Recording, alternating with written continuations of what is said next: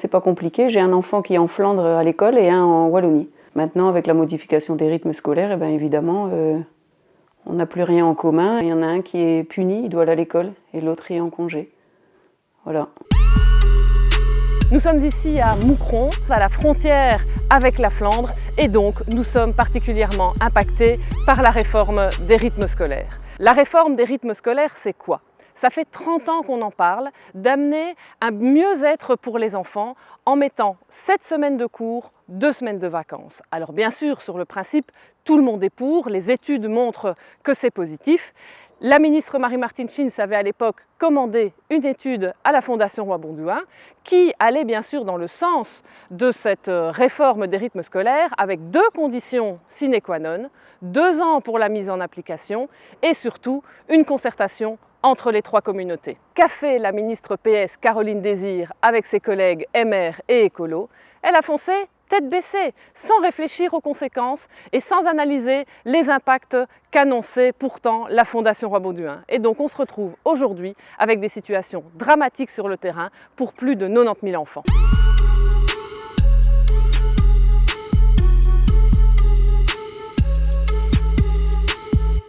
C'est pas compliqué, j'ai un enfant qui est en Flandre à l'école et un en Wallonie. Maintenant, avec la modification des rythmes scolaires, évidemment, on n'a plus rien en commun. Il y en a un qui est puni, il doit aller à l'école, et l'autre est en congé. Voilà. Je suis institutrice sur Moucron et je suis maman de 2 enfants scolarisés en Flandre. Quand moi je suis en vacances, mes enfants sont à l'école et inversement. Au début, c'était sympa pour eux en se disant « ouais, cool, je vais avoir la paix, je vais être tranquille, il n'y a personne, je vais être tout seul, ça dure une journée ». Après, ils s'ennuient et puis l'autre, il se sent pénalisé parce qu'on va partir à la mer. Ouais, mais attends, il faut être rentré parce qu'il faut le récupérer à l'école. Donc, non, on va pas partir pour quelques heures, ça va pas. Donc, ouais, mais alors on fait quoi? Mon fils, par exemple, il a été en stage toute une semaine. Le problème, c'est que des stages sur Moucron, il n'y en avait pas. Donc, il a fallu aller jusqu'à Courtrai. Donc, moi, j'avais 1 heure de trajet en comptant l'aller et le retour juste pour le conduire. Puis, la même chose le soir pour les récupérer. En sachant que la 2e semaine... Merci à ma directrice qui est compréhensive, qui m'a permis de le prendre avec dans ma classe, mais ce n'est pas des vraies vacances pour lui, puisqu'il a passé quand même 2 à 3 journées dans le fond de ma classe à s'occuper bien sagement. Nous, ça nous impacte énormément et les enfants, ils sont pas contents, ils sont tristes parce qu'ils ne passent plus le moment ensemble finalement pendant les vacances. Il a vécu ça comme une punition en fait. Et je constate maintenant qu'il n'a pas été reposé, ça n'a pas été reposant pour lui du tout. Il n'a pas eu la coupure dont il avait besoin, vu qu'il a quand même passé pas mal de jours à l'école. Alors on dira, c'est bien, t'es enseignante, t'as plein de vacances, donc c'est pas grave.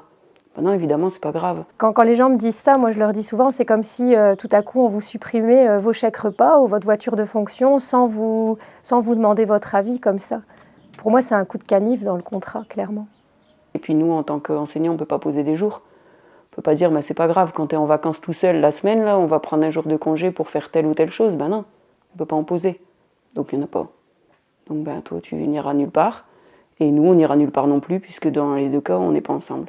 Je vois que mes enfants n'ont pas eu de vraies vacances, qu'il n'y a pas l'épanouissement qu'il devrait y avoir pendant un congé, qu'il n'y a pas eu vraiment de coupure pour eux. Donc moi, j'ai mal au cœur de les laisser à la maison en allant travailler ou de devoir trimballer le plus petit avec moi.